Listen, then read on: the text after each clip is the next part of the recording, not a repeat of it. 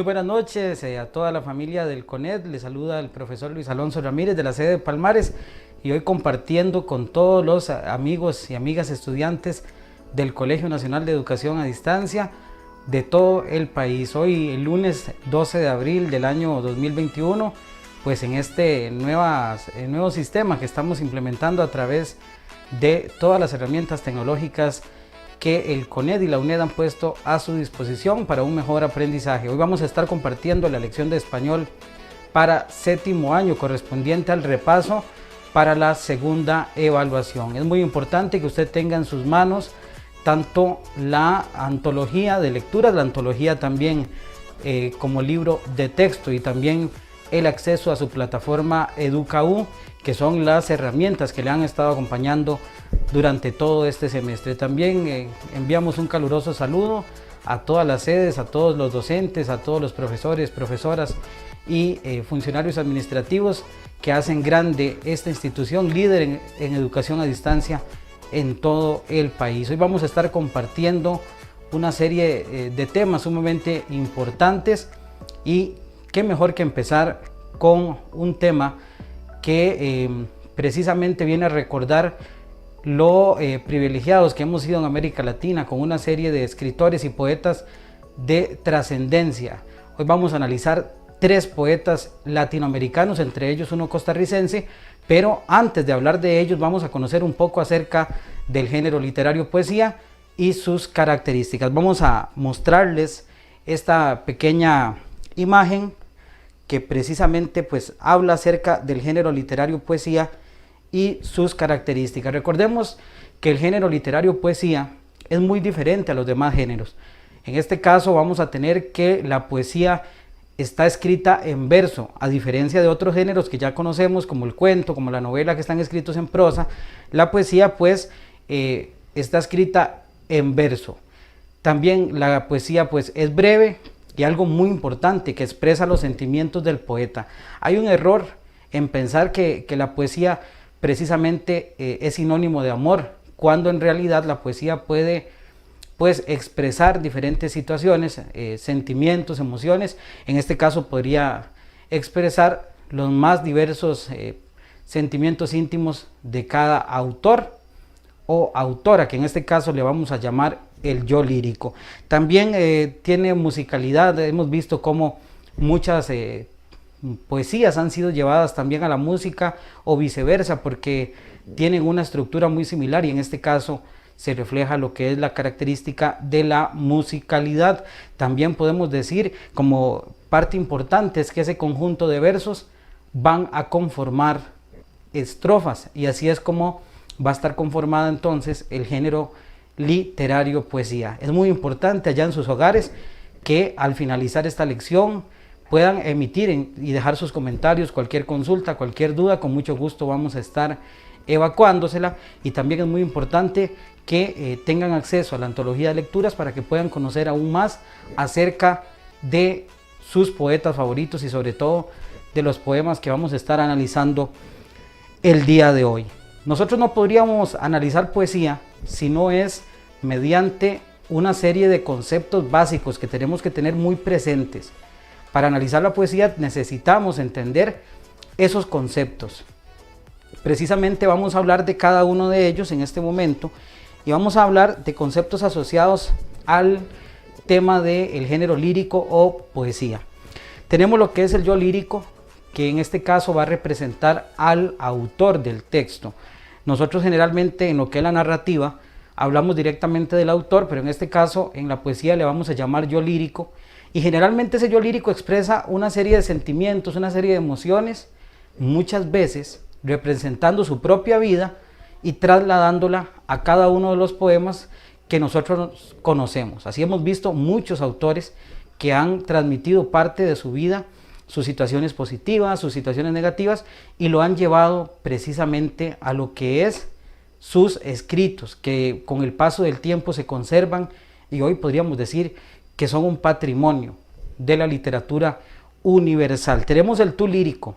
El tú lírico somos nosotros, somos las personas que estamos leyendo cada uno de los poemas, y también podríamos interpretar que el tú lírico es hacia quién va dirigido ese poema, porque muchas veces los poemas tienen una dedicatoria especial. Tenemos también lo que es el motivo lírico. Cuando hablamos de un motivo lírico, vamos a entender el tema central de ese poema. Todos los poemas pueden tener diferentes temas, pero siempre va a haber alguno de todos que va a ser como el tema más importante de ese poema. Entonces también tenemos que conocer el motivo central del texto. Y tenemos también los versos y las estrofas. Vamos a definir en palabras muy sencillitas. El verso es cada línea que compone el poema. En términos populares podríamos decir que es como el renglón que compone cada uno de los poemas. Y el conjunto de esos versos le vamos a llamar estrofa. La estrofa puede estar conformada de 4 versos, por ejemplo, le llamamos cuarteto. Podría tener 5, quinteto y así sucesivamente. Y no hay un número de estrofas que deba tener un poema como regla. Tenemos poemas de 1 estrofa, de 2 estrofas, de 3 estrofas, 4 estrofas, 10 estrofas. No hay una estructura mínima ni una estructura máxima para cada poema. Tenemos también lo que es la rima, que esto es muy importante dentro de la poesía. Casi que la rima es un término que está directamente siempre relacionado con lo que es este importante género literario. Tenemos que es una semejanza o igualdad en los sonidos al final. Nosotros tenemos que tener algo muy importante. Para entender la rima de un poema nos vamos a basar únicamente en la última palabra de cada verso. Esto es muy importante, tenemos que tomar en cuenta únicamente la última palabra de cada verso y eso es lo que vamos precisamente a hacer. Pero lo más importante en este momento es determinar que tenemos 2 tipos de rima. A una le vamos a llamar rima perfecta o consonante y a la otra le vamos a llamar rima imperfecta o asonante. Vamos a ver de una vez de qué se trata cada uno de estos tipos de rima. Tenemos lo que es la rima asonante o imperfecta, que es cuando únicamente coinciden los sonidos de las vocales. Para ese caso nosotros lo que vamos a hacer es extraer las últimas 2 vocales que contiene esa palabra y vamos a comparar después para ver si hubo esa correspondencia o no. En el caso de que exista esa correspondencia en las vocales, le vamos a llamar rima imperfecta. Importante numerar cada uno de los versos para darnos cuenta si estamos trabajando con versos pares o versos impares.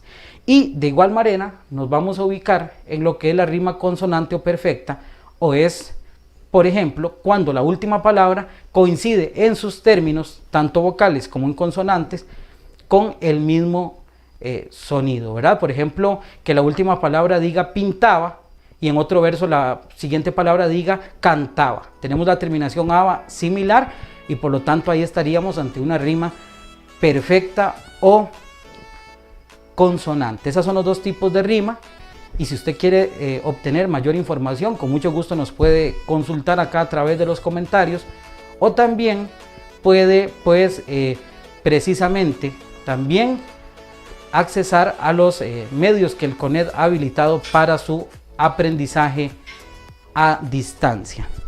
Vamos también ahora a analizar lo que es la métrica. Recuerden que la métrica, cada uno de los versos tiene una medida y esto lo hacemos dividiendo en sílabas cada una de las palabras. Pero ojo, hay que tener mucho cuidado porque podría darse el caso de que nos equivoquemos a la hora de hacer la medición. Para eso tenemos que tener en cuenta que existen algunas licencias poéticas como la sinalefa, el acento final o la diéresis que nos van a alterar precisamente esa medición. Es muy importante saber que algunos poetas tienen ya una estructura definida y eso lo vemos en cada uno de los análisis que ellos van efectuando. También vamos a hablar ahora de lo que son figuras literarias y figuras de construcción. Y vamos a dividir cada una de ellas. Aquí pueden observar ustedes en pantalla. En este momento pueden observar cómo está dividida precisamente la categoría. Es muy importante saber que las figuras literarias básicamente se utilizan para embellecer el poema, para que el poema se vea más bonito, más hermoso, ¿verdad? Como decimos en términos populares. para que el poema pues precisamente pueda llegar más a los sentimientos y emociones de cada una de las personas. Existen muchísimas figuras literarias, pero vamos a analizar hoy algunas de ellas, las más importantes, haciendo la aclaración de que existen muchísimas de ellas. Vamos a iniciar con el símil. El símil es una comparación. La vida está llena de comparaciones, ¿verdad? Y precisamente en la poesía eso se da mucho. Vamos a comparar dos o más elementos en el símil, con un detalle muy importante. Vamos a tener una palabra que viene siendo un conector. Va a ser una palabra que le vamos a llamar conector, pero que va a ser un elemento comparativo, que nos va precisamente a indicar que eso es un símil. Por ejemplo, la palabra cual, la palabra como, la palabra semejante, la palabra parecido, son términos que popularmente o muy comúnmente aparecen dentro de esa categoría. Entonces, por ejemplo, yo puedo decir, tus ojos son como perlas. Ahí estoy comparando los ojos con las perlas, precisamente utilizando un elemento comparativo. ¿Cuál sería? Pues la palabra como, ¿verdad? Entonces ahí estamos comparando esos dos elementos. Tenemos lo que es una metáfora, que es una comparación también, pero que no presenta, y esto es muy importante, no presenta ese elemento de enlace, ¿verdad? Y a veces no tiene alguno de los dos elementos, nos puede faltar alguno. Entonces, por ejemplo, tus ojos son perlas, podría ser una metáfora. Ya ahí no estamos utilizando la palabra como. Tenemos lo que es una prosopopeya o personificación, que es cuando le damos cualidades humanas a algo que no es humano. Por ejemplo, si yo digo que el sol me está sonriendo, pues precisamente el sol no me puede sonreír porque el sol no es un humano, ¿verdad? Entonces le estamos dando una cualidad humana, en este caso al sol, por lo tanto estamos ante una prosopopeya o personificación, o como tenemos en la imagen que dice, el ojo de agua se me quedó mirando. El ojo de agua pues evidentemente no podría observarnos. Tenemos lo que es una hipérbole, que bueno, yo creo que la hipérbole es uno de los elementos que los seres humanos más utilizamos. Tendemos a ser muy exagerados a veces, ¿verdad? Y a veces nos pasa mucho en el colegio también, que tendemos a ser un poquito exagerados con los profesores, con las notas, en términos populares a veces, con la misma familia. Entonces, precisamente la hipérbole es una exageración. Así como, por ejemplo, que a veces a uno le dicen, ¿por qué no me contestó? Lo llamé 1000 veces. Ahí estamos exagerando, ¿verdad? Porque evidentemente no estamos llamando 1000 veces a la persona. Simplemente le estamos indicando que la hemos llamado muchas veces, pero no 1000 como se dice. Entonces ahí hay una exageración, ¿verdad? O un término muy popular que uno también dice, todo el mundo se dio cuenta. Eso es una exageración porque evidentemente no es todo el mundo. Podría ser un gran grupo de personas que se enteraron de alguna situación, pero evidentemente no es todo el mundo. Y tenemos lo que es un epíteto, que es una característica que es muy evidente, es una característica muy obvia. Por ejemplo, cuando decimos sangre roja, a la sangre le estamos dando una característica, en este caso, que es roja, pero es muy evidente que la sangre tiene que ser roja. Entonces, ahí tenemos las primeras características de las figuras literarias. Algo muy importante, porque vamos a pasar a ver las figuras de construcción. Aquí hay algo muy importante. No podemos confundirnos con ambas. Tenemos que tener muy claro una columna donde están las literarias y en otra columna donde están las figuras de construcción. Esto nos va a permitir contestar en los exámenes de una manera más sencilla, disminuye los riesgos de equivocarnos y eso es lo que queremos que hoy ustedes puedan comprender.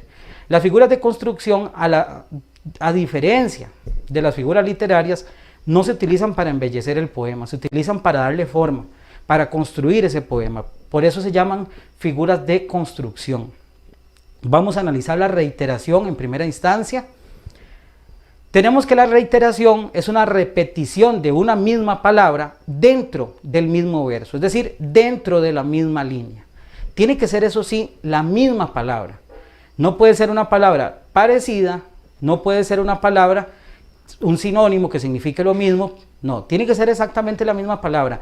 Incluso en el momento que tenga una tilde, ya va a tener otro significado y no nos serviría esa palabra. Tiene que ser una palabra que se escriba exactamente igual y que se mantenga dentro de la misma línea, dentro del mismo verso. Ya habíamos dicho anteriormente la definición del verso. Tenemos lo que es la anáfora, que también es una repetición de palabras, pero esta se da al inicio de cada verso. Cuando una palabra se nos repite al inicio de los versos, estamos ante una anáfora. Algo importante que a veces nos preguntan en clases: profesor, ¿tiene que ser seguido? ¿Tiene que ser en versos que estén continuos?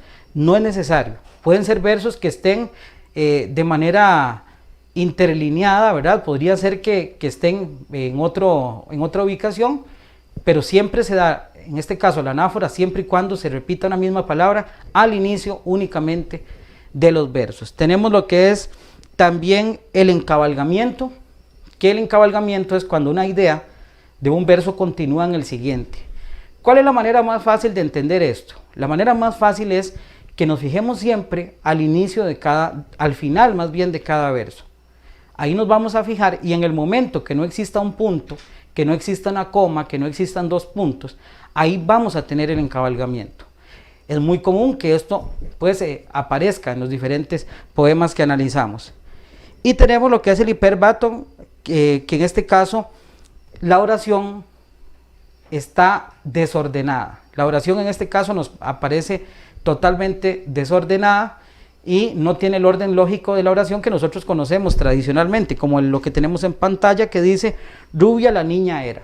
Generalmente nosotros decimos: la niña era rubia, pero aquí hay una alteración del orden y por eso lo consideramos un hipérbato. Pues esta es básicamente la información sobre el análisis de la poesía, y enseguida los dejamos con el video del primer poema que vamos a analizar el día de hoy, que es El vuelo supremo, del autor Julián Marchena, de nacionalidad costarricense.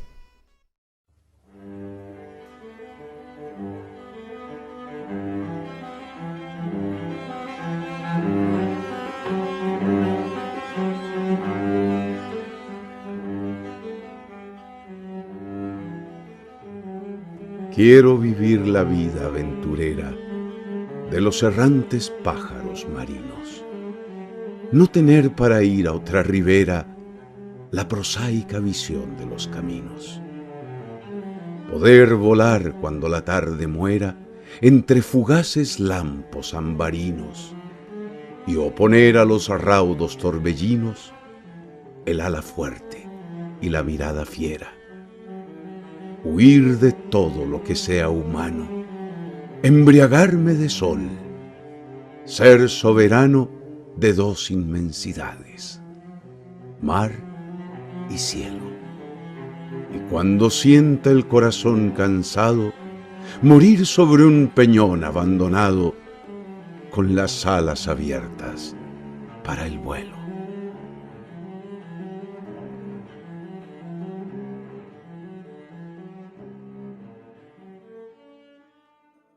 Bien, acabamos de poder observar y escuchar este audio del poema El vuelo supremo del poeta nacional Julián Marchena. Queremos hacer una aclaración, y es que este trabajo lo hacemos con fines estrictamente académicos y lo hacemos también con fines educativos sin algún fin de lucro. Por lo tanto, no contamos con derechos de autor, pero sí reconocemos el aporte que en este caso nos está dando el locutor Gustavo Rojas, quien nos está precisamente facilitando este material para lo que corresponde al fin educativo. Como vemos en este poema del poeta nacional Julián Marchena, es importante mencionar que este poema fue o es parte de un gran libro que se llama Alas en fuga, la principal obra poética del autor costarricense Julián Marchena. Y muy importante, el vuelo supremo.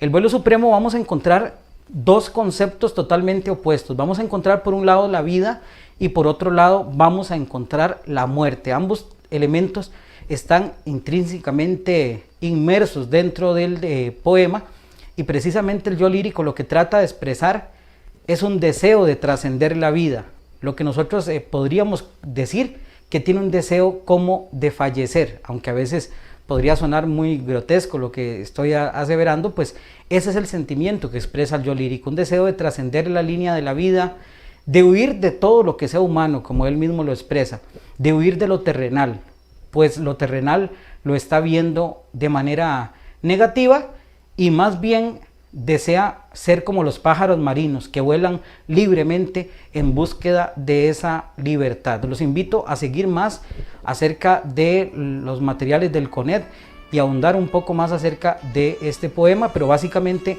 esto es lo que don Julián Marchena nos expresa.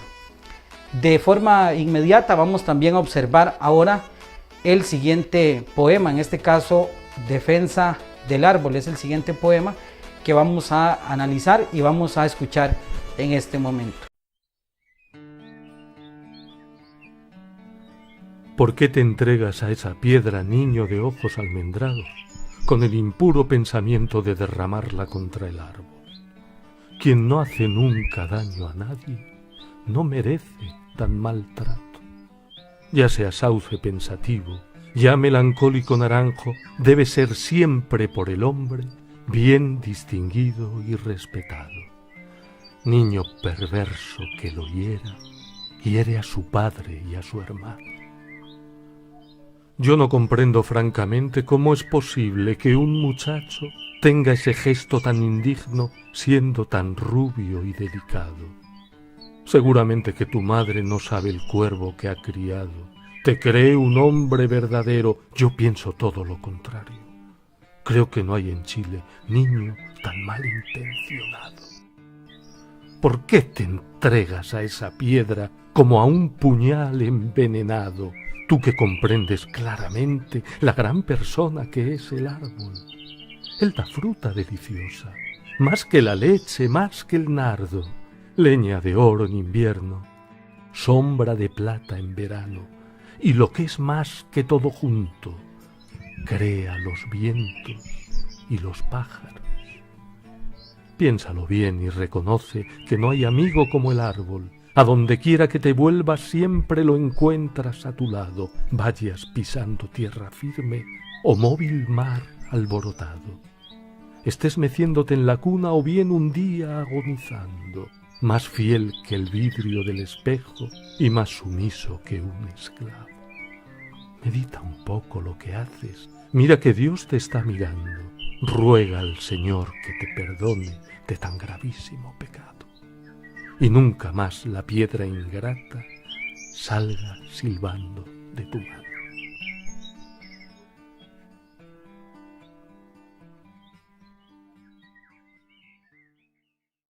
Muy bien, con este poema Defensa del Árbol viajamos hasta Sudamérica, más concretamente en Chile, donde el autor Nicanor Parra, uno de los poetas más importantes del continente, nos muestra lo que es un poema que pertenece a la ecoliteratura. Esto es muy importante.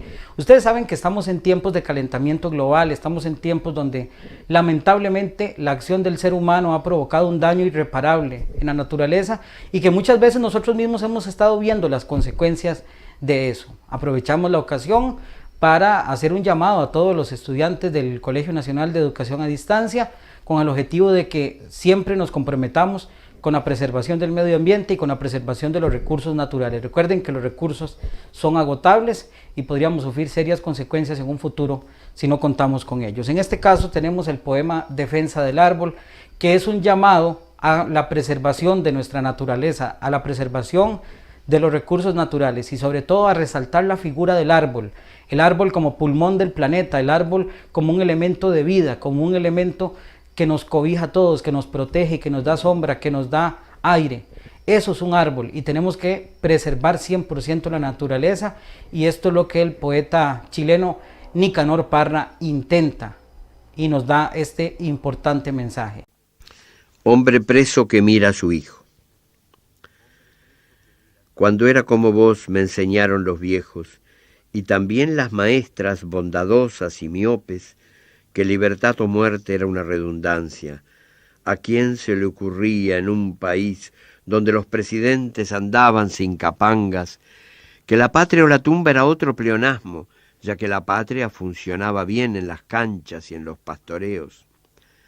Realmente, Botija, no sabían un corno.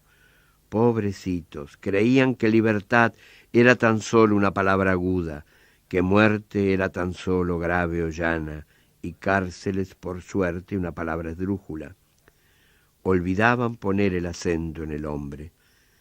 La culpa no era exactamente de ellos, sino de otros más duros y siniestros, y estos sí, cómo nos ensartaron en la limpia república verbal, cómo idealizaron la vidurria de vacas y estancieros, y cómo nos vendieron un ejército que tomaba su mate en los cuarteles. Uno no siempre hace lo que quiere, uno no siempre puede. Por eso estoy aquí, mirándote y echándote de menos. Por eso es que no puedo despeinarte el jopo, ni ayudarte con la tabla del 9, ni acribillarte a pelotazos. Vos ya sabés que tuve que elegir otros juegos y que los jugué en serio. Y jugué, por ejemplo, a los ladrones, y los ladrones eran policías. Y jugué, por ejemplo, a la escondida, y si te descubrían te mataban. Y jugué a la mancha, y era de sangre. Botija, aunque tengas pocos años, creo que hay que decirte la verdad para que no la olvides.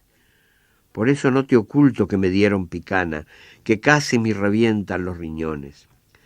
Todas estas llagas, hinchazones y heridas que tus ojos redondos miran hipnotizados son durísimos golpes, son botas en la cara, demasiado dolor para que te lo oculte, demasiado suplicio para que se me borre. Pero también es bueno que conozcas que tu viejo cayó, o puteó como un loco, que es una linda forma de callar, que tu viejo olvidó todos los números, por eso no podría ayudarte en las tablas, y por lo tanto todos los teléfonos, y las calles, y el color de los ojos, y los cabellos, y las cicatrices, y en qué esquina, en qué bar, qué parada, qué casa. Y acordarse de vos, de tu carita, lo ayudaba a callar. Una cosa es morirse de dolor y otra cosa morirse de vergüenza. Por eso ahora me podés preguntar y sobre todo puedo yo responder. Uno no siempre hace lo que quiere, pero tiene el derecho de no hacer lo que no quiere. Llorá nomás, Botija, son macanas que los hombres no lloran. Aquí lloramos todos, gritamos, berreamos, moqueamos, chillamos, maldecimos, porque es mejor llorar que traicionar, porque es mejor llorar que traicionarse. Llorá, pero no olvides. Ahora nos encontramos con uno de los poetas más importantes. Ya escucharon el poema Hombre preso que mira a su hijo, que es uno de los poemas más importantes de Mario Benedetti, de nacionalidad uruguaya, uno de los impulsores de la poesía en Latinoamérica y uno de los poetas más respetados en todo el mundo. Él en este caso hace referencia a un flagelo de la sociedad, a un problema que aún está presente en algunas naciones, como lo es las dictaduras. Precisamente hace una crítica a lo que son los regímenes totalitarios, a las dictaduras que violan las libertades del ser humano, que asesinan a las personas que piensan diferente, que limitan la libertad de expresión. Y precisamente acá, Hombre preso que mira a su hijo, es un llamado y una crítica a esos sistemas totalitarios que afectan precisamente a la humanidad y que deberían 100% erradicarse. También es un llamado muy importante a valorar un poco lo que es Costa Rica, un país libre de dictadura y un país que históricamente hemos gozado de democracia y de libertad, y es algo que debemos siempre conservar y que en este caso Mario Benedetti no se trata de concientizar en este elemento y una crítica a esas dictaduras militares que actúan contra los seres humanos y que actúan contra las personas que no comparten su ideología y su pensamiento. Pues esta ha sido la explicación de lo que es el tema de la poesía. Los invitamos a seguir todos los elementos que el CONED pone a su disposición, la plataforma EducaU, tenemos lo que es la antología literaria, la antología de trabajo de texto, todos los audiolibros, en un esfuerzo que la coordinación académica del Colegio Nacional de Educación a Distancia lleva para todos ustedes, pues porque... Bien, ahora para continuar con este nuevo tema vamos a analizar lo que son sinónimos. Algo muy importante, cuando vamos a hacer una redacción, por ejemplo, una composición, un ensayo, es muy importante no repetir palabras. Para eso existen los sinónimos. Cada una de las palabras que nosotros conocemos tiene 2, 3, 4, 5, 8 sinónimos que podríamos bien utilizar, no solamente para que nuestra redacción y nuestro ensayo esté correcto, sino también porque se nota más agradable para la lectura de las diferentes personas. Vamos a analizar lo que son sinónimos, que son palabras que tienen un igual o similar significado. Por ejemplo, cuando decimos la palabra delgado o la palabra flaco, estamos usando dos términos que precisamente significan lo mismo. O cuando utilizamos, por ejemplo, la palabra feliz y contento, son dos términos que tienen exactamente el mismo significado. Vamos ahora a pasar a lo que son propiamente los parónimos, y es que los parónimos tienen un sonido un poquito similar, podríamos decir, que incluso podríamos llegar a confundirnos y hasta meternos en un problema, porque también a más de uno ya le ha pasado que se ha metido en un problema por confundir estas palabras, ¿verdad? Entonces, por ejemplo, decir tengo hambre, tengo hombre, ¿verdad? Imagínense qué confusión más grande en ese caso, y aquí lo que nos está cambiando es simplemente la letra A. Tenemos otros términos como angosto y agosto también que podrían confundirse, y entonces tenemos que tener muchísimo cuidado. Tenemos ahora lo que son los homófonos. Los homófonos son palabras que tienen un sonido exactamente idéntico, aunque estas palabras se escriben diferente, ¿verdad? Entonces tenemos, por ejemplo, la palabra 100 con C como cantidad, por ejemplo, que yo diga tengo 100 colones, y tenemos la palabra 100 que simboliza la cabeza, ¿verdad? Entonces, por ejemplo, cuando vemos en las noticias que dice que recibió un balazo en la 100. Entonces, precisamente, pues esto es una diferencia que se escucha igual, pero se escribe diferente. Por ejemplo, la palabra botar y botar, ¿verdad? Lo que es botar, de tirar una basura, por ejemplo, con B, y tenemos lo que es votar con V, que sería sufragar, ir a elegir nuestro derecho al voto. Y tenemos también, ya para finalizar, tenemos lo que son los antónimos. Los antónimos, recordemos que son palabras que significan precisamente lo contrario. Entonces, por ejemplo, yo digo la palabra feliz y su antónimo sería enojado, que son dos términos totalmente opuestos. O cuando decimos vida y decimos muerte, o decimos noche y decimos día. Son términos totalmente opuestos y que precisamente están en contraposición. Eso es un antónimo. Vamos ahora con el último tema que vamos a repasar esta noche, y es que precisamente ustedes han escuchado y han visto además diferentes periódicos. Yo sé que en algún momento han comprado, han adquirido los diferentes periódicos de circulación nacional, y ahora más moderno pues con los periódicos digitales. Tenemos lo que es las noticias de periódico. Recordemos que es muy importante estar informados, pero también ser críticos. Recordemos que no todo lo que sale en los medios de comunicación escritos es real, y muchas veces los mismos medios de comunicación manipulan muchas veces la información. Por eso tenemos que ser personas críticas y pensantes. Pero hoy nos vamos a ocupar de cuáles son esas partes que la noticia de periódico tiene.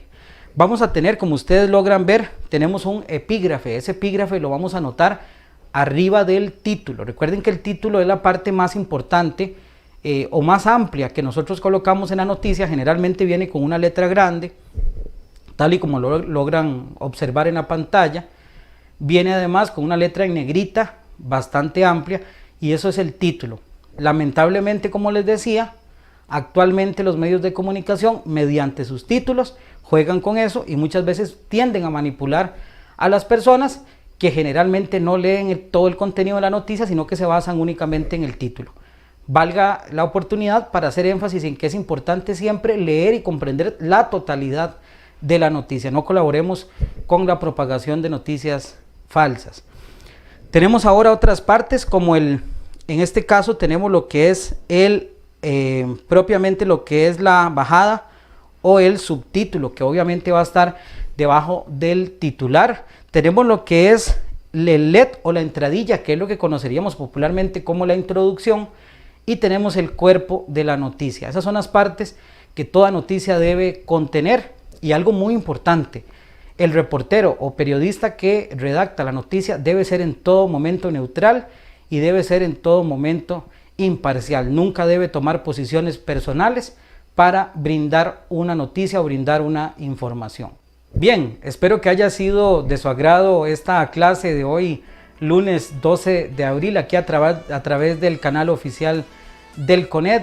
Estuvo con ustedes el profesor Luis Alonso Ramírez, de la sede de Palmares, hoy compartiendo con todas las personas de los diferentes CONED a lo largo y ancho de todo el territorio nacional y más allá de nuestras fronteras, incluso, que nos están siguiendo. Para finalizar, los dejamos con esta canción del recordado cantante nacional José Capmany, que hace referencia al poema Hombre del gran poeta costarricense Jorge de Bravo. A propósito de los poemas que analizamos hoy, vamos a hacer un pequeño homenaje al poeta Jorge de Bravo, que es costarricense, y al cantante nacional José Capmany. Hacemos sí la aclaración que no contamos con los derechos de autor y que lo que estamos mostrando es con elementos 100% con fines educativos. Un saludo y nos vemos en una próxima clase de español.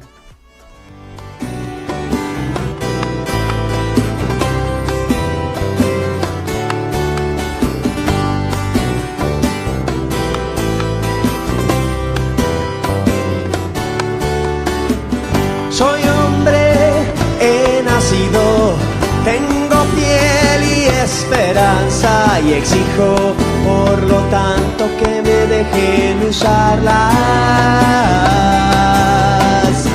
No soy Dios, soy un hombre, como decir un alga, pero exijo calor en mis raíces, almuerzo en mis entrañas.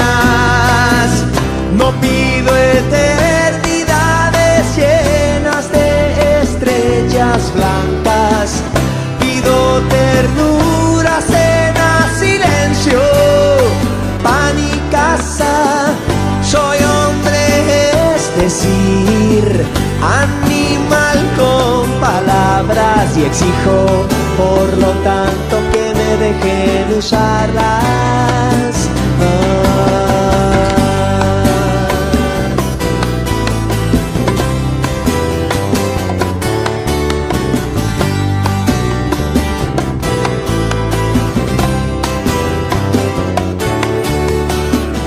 No pido eternidades llenas de estrellas blancas, pido ternura, cena, silencio, pan y casa.